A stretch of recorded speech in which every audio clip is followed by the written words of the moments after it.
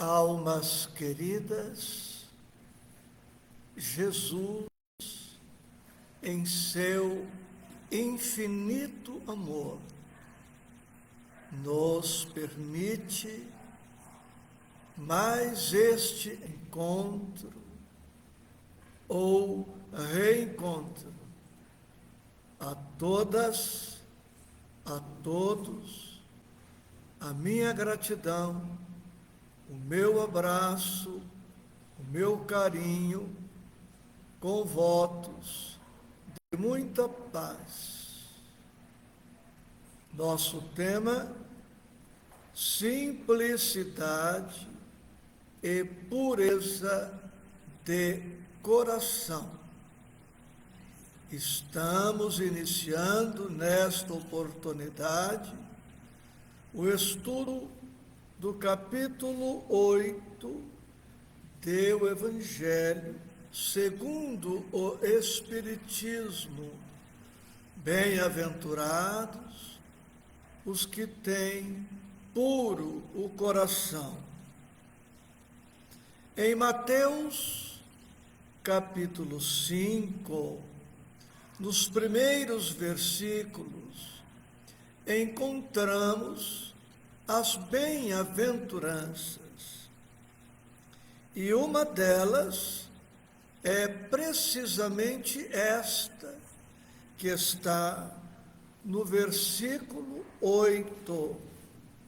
Bem-aventurados os que têm puro o coração, porquanto verão a Deus.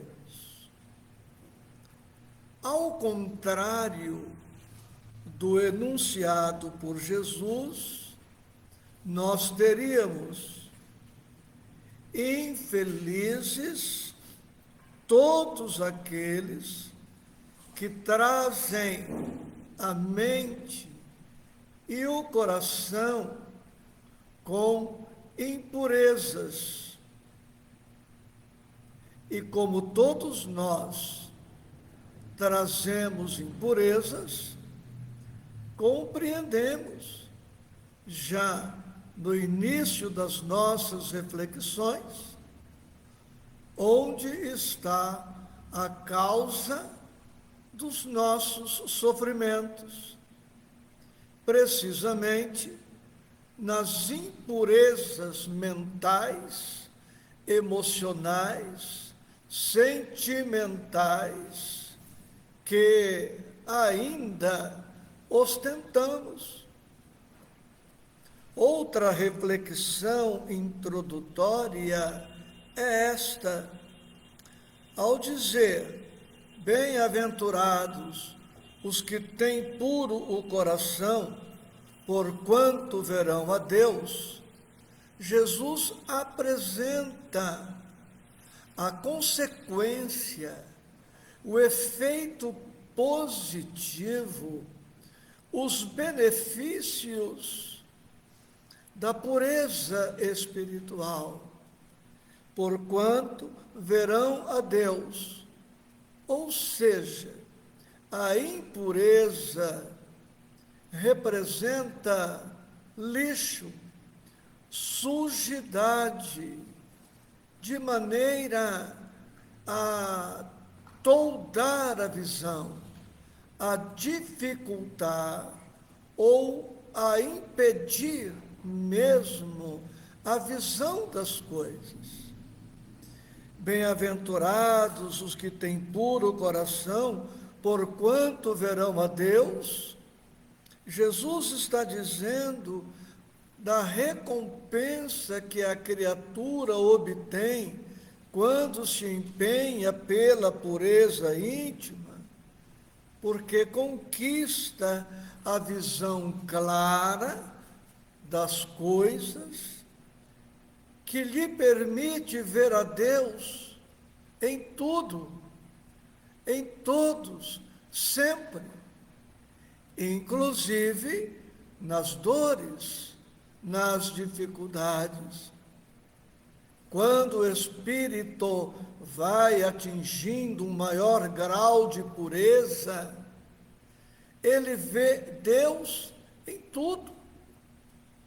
Vê Deus na natureza, vê Deus no universo, vê Deus na vida, vê Deus nas ocorrências, nas experiências, vê Deus no sofrimento, nas dificuldades, nas lutas, porque Deus se manifesta em tudo, sempre. Deus não é a causa dos nossos sofrimentos, mas Ele se aproveita das dores que nós mesmos engendramos para trabalhar nossos espíritos, o nosso progresso, a nossa melhoria. Jesus, pois, está com a razão quando afirma que os puros de coração verão a Deus e por esta razão são felizes. A simplicidade é um dos temas estudado neste capítulo. A simplicidade de coração, irmã gêmea da pureza de coração. E simplicidade, buscando o conceito clássico, é tudo o que não é complicado, tudo o que é simples e natural. Ou seja, a pessoa simples, sendo natural, é espontânea, expansiva, não artificial, não convencional.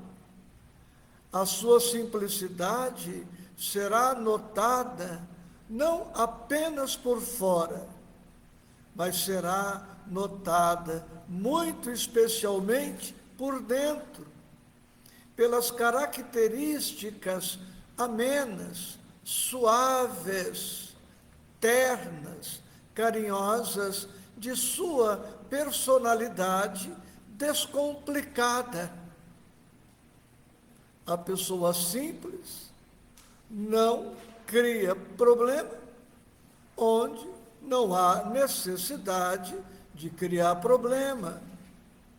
E onde as pessoas complicam, sendo elas simples, vai se empenhar por resumir tudo a equações singelas, de modo a favorecer o entendimento, a compreensão, o respeito, a concórdia, a harmonia, o equilíbrio e outros benefícios mais.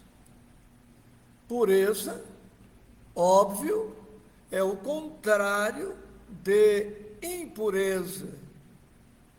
Impureza é tudo aquilo que tem misturas, não é uma coisa límpida, clara. Portanto, puro é o límpido, é aquele que não tem nada em si diferente daquilo que lhe caracteriza a pureza. É por esta razão que na Terra, em verdade, não encontramos uma pessoa totalmente simples e nem totalmente pura, porque todos nós temos algum grau de sujidade, algum grau de mistura das coisas boas com as coisas que não são boas, temos alguma malícia, às vezes alguma maldadezinha, tudo isto comprometendo a nossa pureza. Estudamos até a semana anterior o capítulo 7. Bem-aventurados os humildes de espírito. E agora estamos iniciando o capítulo 8, bem-aventurados os puros de coração. Quando chegarmos no capítulo 9, estudaremos a serenidade, a calma, a paz. No capítulo 9, bem-aventurados os que são brandos ou mansos e pacíficos. O capítulo 8, portanto, o tema do capítulo 8, vem depois do capítulo 7, que tratou da humildade, e antes do capítulo 9, que vai falar da pacificação. E isto não é por acaso, porque as duas maiores impurezas do espírito são, precisamente, o egoísmo e o orgulho. Quando, no capítulo 7, estávamos estudando algo do orgulho, já estávamos estudando, tratando de uma das sujidades espirituais que apresentamos, que é precisamente o orgulho. E já iniciamos no capítulo 7 o estudo da humildade, que é uma das características do espírito puro. Uma das características do espírito que tem o coração puro.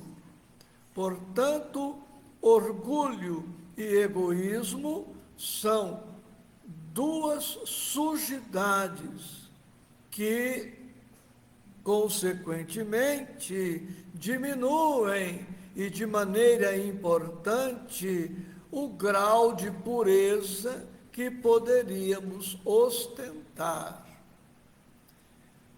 Todo orgulhoso é um impuro do ponto de vista do espírito, e todo egoísta é um impuro.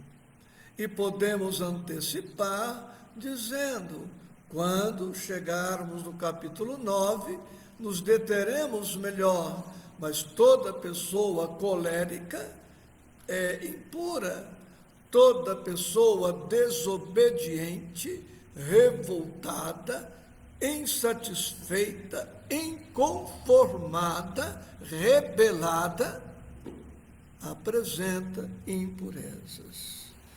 Allan Kardec, portanto, se deixou conduzir com muita sabedoria. O tema, como vemos, pureza de coração, pureza da mente, pureza do espírito. Quando estamos com os corpos sujos, nós temos pressa de limpá-lo, de higienizá-lo, e tomamos todas as providências necessárias para que a limpeza se faça, passando por uma escovação de dente, por uma colônia que se usa, por um banho, por um trato no cabelo. Não é o meu caso, que eu não tenho tanto cabelo assim para fazer este trato, mas mesmo assim a gente não deixa de dar uma espiada para ver se não está algum fio fora do lugar, não é? Então, nesses tempos em que se dá tanta ênfase à aparência, à estética, academias, cirurgias plásticas, tratamentos os mais variados, as empresas que exploram a produção de certas substâncias químicas, produtos, tudo para deixar a criatura mais apresentável exteriormente. Não podemos de maneira alguma esquecer da necessidade maior até de cuidarmos da transformação da mente, do espírito. Precisamos lavar nossa mente, lavar nossa alma, para escoimá-la de todas as impurezas possíveis. E isso nos remete a uma passagem evangélica, na última noite em que Jesus passaria com os discípulos, por ocasião da última ceia. Em um certo momento, Jesus toma as providências necessárias e se põe a lavar os pés dos discípulos. E Pedro reage negativamente. E como anotado por João, capítulo 13, versículo 8, Pedro diz para Jesus: nunca me lavarás os pés. Respondeu-lhe Jesus: se eu não te lavar, não tens parte comigo. Se eu não te lavar, não tens parte comigo. Precisamos, pois, da asepsia espiritual, da limpeza espiritual, para que possamos estar em comunhão íntima com o Cristo, que é o Espírito mais puro de que temos notícia.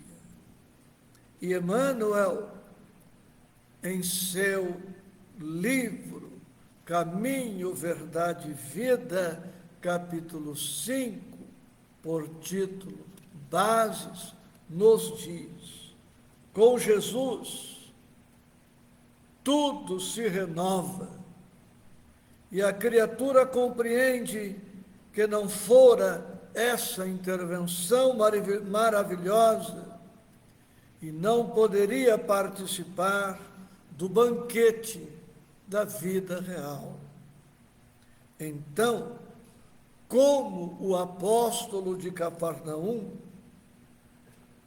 experimenta novas responsabilidades no caminho e desejando corresponder à expectativa divina, roga a Jesus lhe lave, como fez Pedro, não somente os pés, mas também as mãos e a cabeça.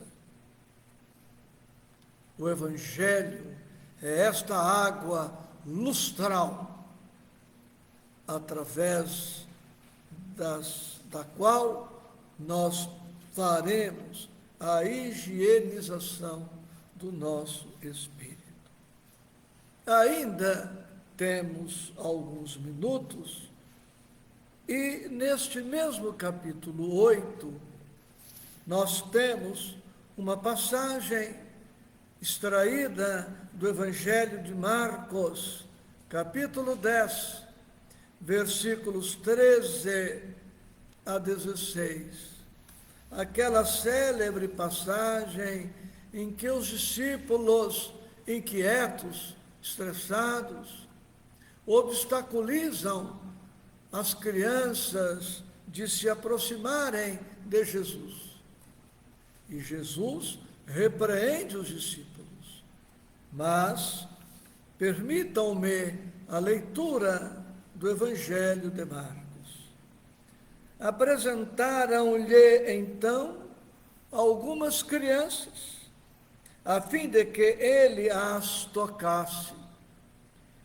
E como seus discípulos afastassem com palavras ásperas o que lhes apresentavam, Jesus, vendo isso, zangou-se e lhes disse: deixai que venham a mim as criancinhas, e não as impeçais, porquanto o reino dos céus é para os que se lhes assemelham. Digo-vos em verdade que aquele que não receber o reino de Deus como uma criança, nele não entrará.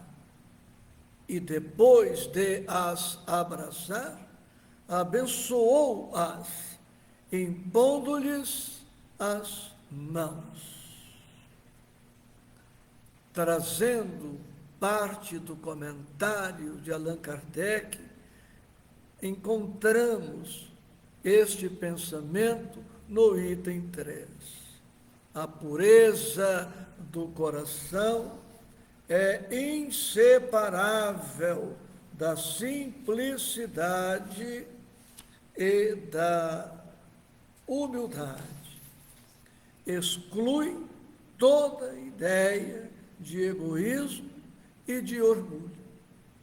Por isso é que Jesus toma a infância como emblema dessa pureza, do mesmo modo que a tomou como o da humildade.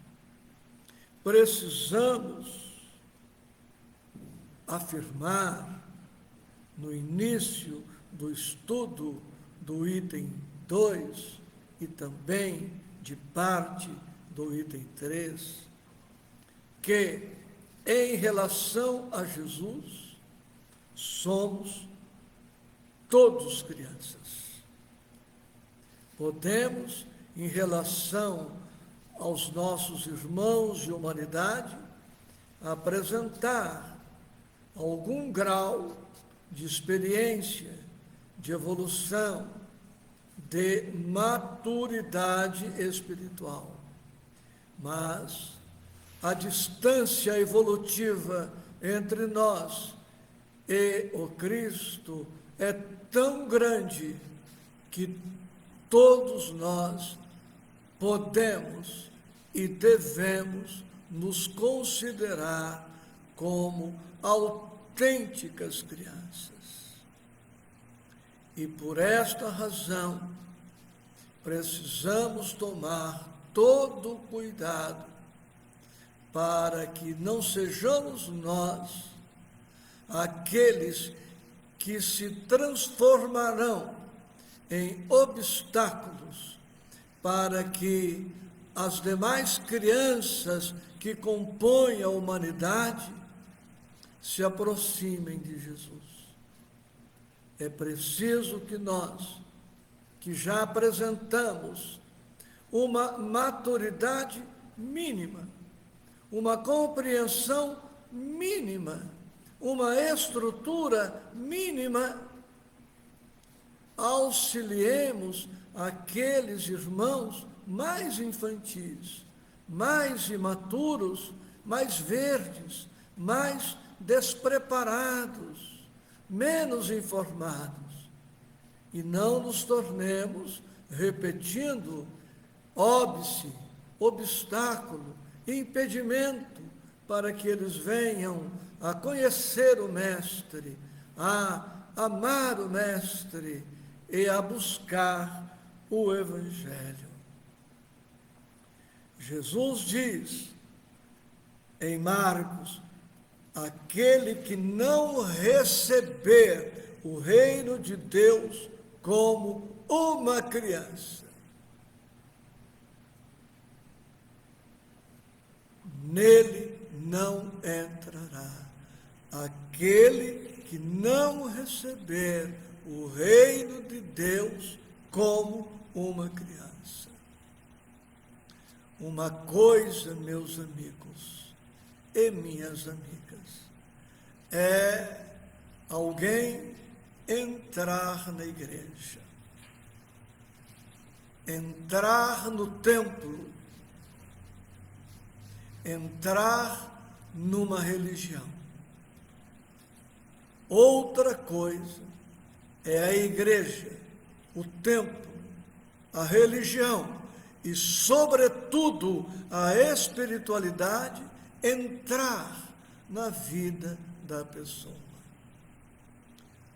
Prestemos atenção no verbo que Jesus utiliza, aquele que não receber. Ele não diz aquele que não ouvir falar do reino de Deus, aquele que não escutar o sermão, aquele que não for no culto, aquele que não for na palestra, não entrará no reino de Deus. Aquele que não pagar o dízimo, aquele que não fizer oferta, não entrará no reino de Deus. Ele não diz isto. Ele diz do recebimento, da recepção, portanto, da internalização do reino de Deus em nós. E o reino de Deus é justiça, é amor, é misericórdia, é compaixão, é bondade, é paciência, é tolerância. O reino de Deus, em uma palavra, é o Evangelho. Para que entremos no reino, é preciso que o reino entre em nós. Aquele em quem o reino não entra, ele não entra no reino. E por isso Jesus pede que sejamos parecidos, semelhantes às crianças. Reparemos algumas boas características das crianças. Elas são simples. Elas são puras, são espontâneas, naturais. Enquanto uma criança não é corrompida por um adulto corrompido, a criança não tem preconceito a respeito de cor, raça, credo, religião, convicção política, nada. Ela é simples. Se relaciona facilmente e igualmente com todos. A criança, atendo-me a esta encarnação, não estamos falando do passado espiritual de quem hoje se apresenta na idade infantil. Estamos falando das características atuais do espírito que se apresenta como criança. A criança não tem passado negativo. Estou me atendo a esta encarnação. A criança não tem preocupação com o futuro, ansiedade.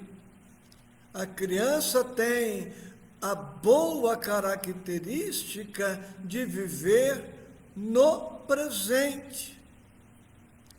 E por isto ela vive intensamente, é alegre, é feliz, porque não tem memórias negativas, não arquiva, não guarda, não cultiva o passado e não está inquieta com o porvir. Confia nos pais, confia nos avós, confia na vida, vive.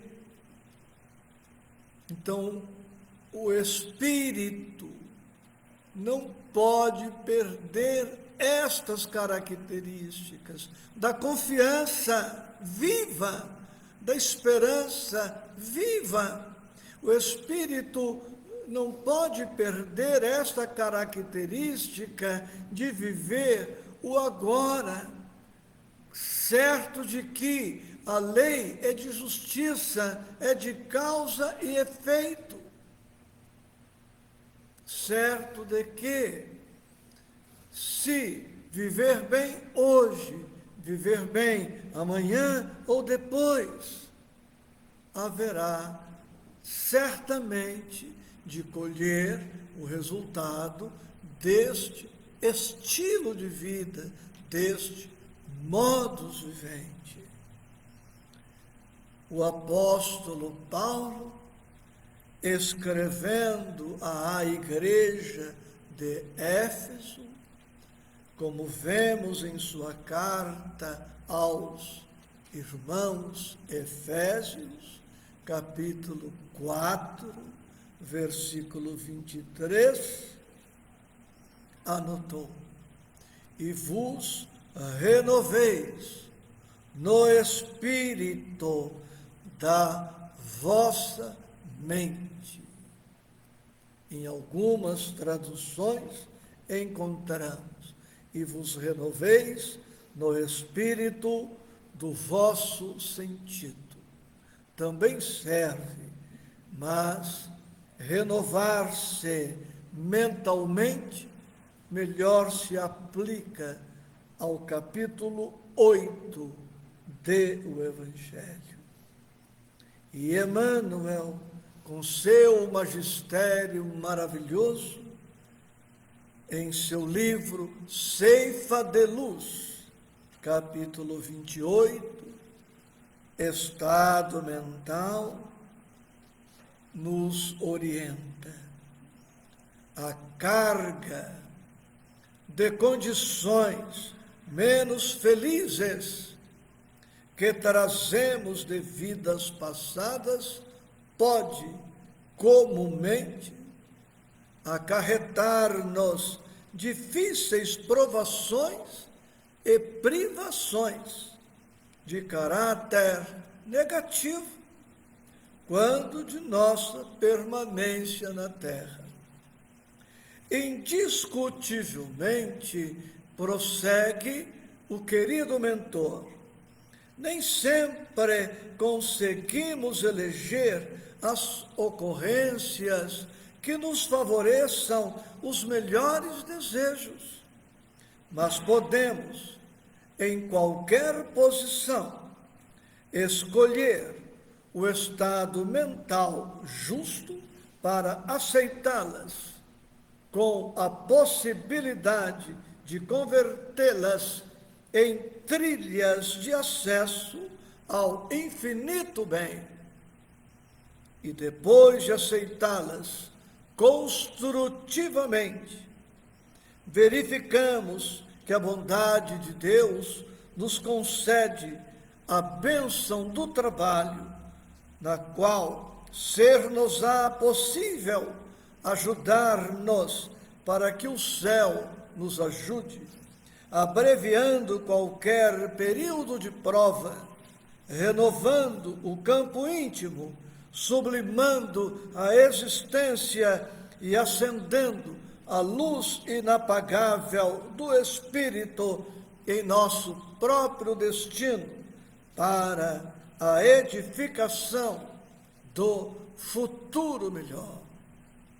Todo o bem que desejamos e que merecemos, por sermos, como somos todos, filhos de Deus, está em nossa mente, em nossa alma. Tratemos, portanto, de purificá-la, escoimá-la, limpá-la o máximo possível das sujidades que ainda trazemos, para que possamos começar a ver Deus em tudo, em todos, sempre o que será uma das condições atendidas para a fruição da felicidade que aspiramos. A todos presentes e os mais distantes, conectados e que se irão conectando, a minha gratidão com votos de paz. É preciso, então, que o reino de Deus entre em nós, para que nós entremos no reino de Deus. Muita paz.